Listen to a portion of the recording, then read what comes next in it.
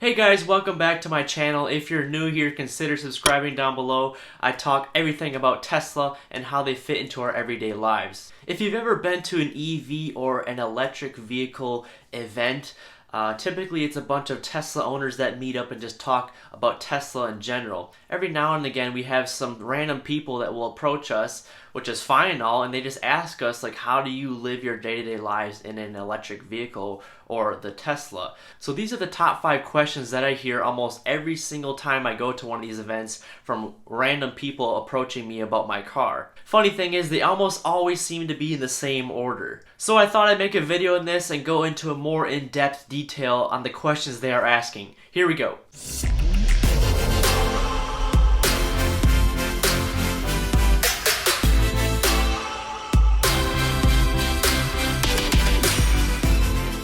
So the first question I get asked, and it's the most popular question, is how far can a Tesla go on a single charge? To me, this question is like, how long will your iPhone last on a charge? It really depends on how much you use it. The same goes for your Tesla Model 3. When I get inside my Model 3 ready to leave for the day, the question really never crosses my mind.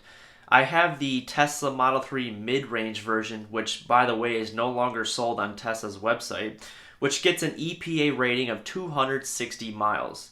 For me, the total range is almost irrelevant because I have more than enough range to go everywhere I want to go in the day, and sometimes several days. The only time range is even considered an issue is when I take a road trip to the beach or to the mountains. Which brings me to my next popular question is, how long does it take to charge a Tesla Model 3? Again, I'm going to bring up the cell phone issue is, how long does it take to charge your iPhone or Android device?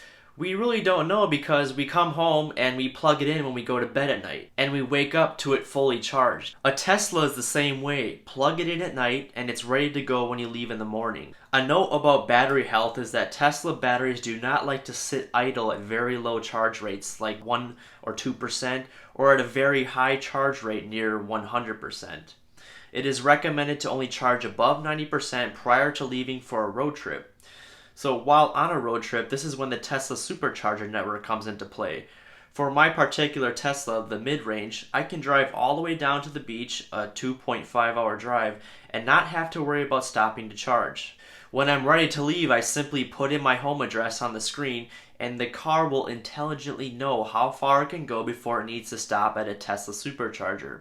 And while you're on this road trip, only charge to what you need to get back home safely. It makes no sense to sit at that supercharger waiting for your car to charge to 100%. The car will tell you how long you need to charge to safely get back to your destination. With all of this said, I typically plug in my car at a supercharger for about 20 to 25 minutes. This gives me enough time to stretch my legs, go grab a quick bite to eat, use the restrooms, and by that time my car is pretty much ready to go to continue on my destination back home. Oh, there we go. The third most popular question I get asked at these events is, where do you charge your Tesla Model 3? Maybe you've seen my other videos on where I charge my car, but typically about 80% of the time I'm plugging it at work, and that's on a standard 120 volt NEMA 5-20 plug, which gives me about 50 to 60 miles of range in about a 9-hour shift. The other 20% I'm plugging in at home in my garage on the same standard 120 volt plug, but at a NEMA 5-15, so a 15 amp input, which gives me about 50 miles of range in 8 hours. Most people, however, will install a Tesla wall connector, a high-powered wall connector that will charge the entire car in about 7 hours overnight. This is the most recommended option by Tesla, as it is the most reliable and fastest charging option at home. For my situation, because I'm so close to work and I'm so close to all the places I need to go in one single day, the regular wall outlet works just fine for me and at work. Going on to the fourth question here is, how much does it cost to charge a Tesla Model 3? So I just made a pretty in-depth video on how much it costs to charge a Tesla Model 3. I'll post a link right above here so you can click on and watch that video. But just to give you a summary of that video, typically the average American will drive around 13,000 miles. That will cost you around $400 a year to charge your Tesla at home. But again, click on that video I just made for more information on that. And the final fifth question that I get asked a lot is, what maintenance has to be done on a Tesla Model 3, being that it's all electric? In addition to the lower cost per mile operating expense, the maintenance costs for a Tesla are very, very low. Remember, there is no engine, so all of these countless parts that break on an internal combustion engine do not exist in a Tesla.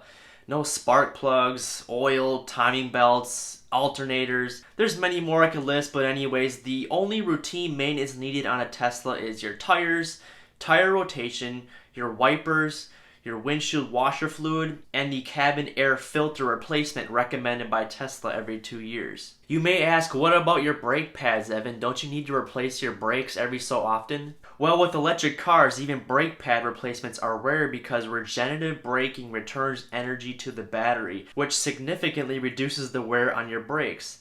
I find myself only using one pedal to drive about 95% of the time. Regenerative braking is an awesome feature to have and is one of the many perks of owning an electric vehicle. And I'm going to throw in one more bonus question that I get asked a lot. Number 6 here is, people ask me, how long does your battery last as far as the life of the car? So all Teslas come with a 8-year, 125,000 mile warranty on the battery pack. But more importantly, data shows that this isn't an issue. Evidence suggests that Tesla batteries should last around 500,000 miles and maybe even 1 million miles. So the answer to this question is, does it really matter? If the battery is supposed to last, based on data, 500,000 to 1 million miles, do you think you're going to be still driving that car with that many miles on it? I don't think so. These are some of the main questions I get asked over and over again, not only at these EV Tesla events, but as a rideshare driver, I get these questions asked every single day. If you feel there's another important question that I missed, post down in the comments below. I'd love to hear your feedback on that. If you're looking at buying a Tesla here in the future, be sure to use my referral link I'll have down in the description below. Until the next video, guys, have a good one.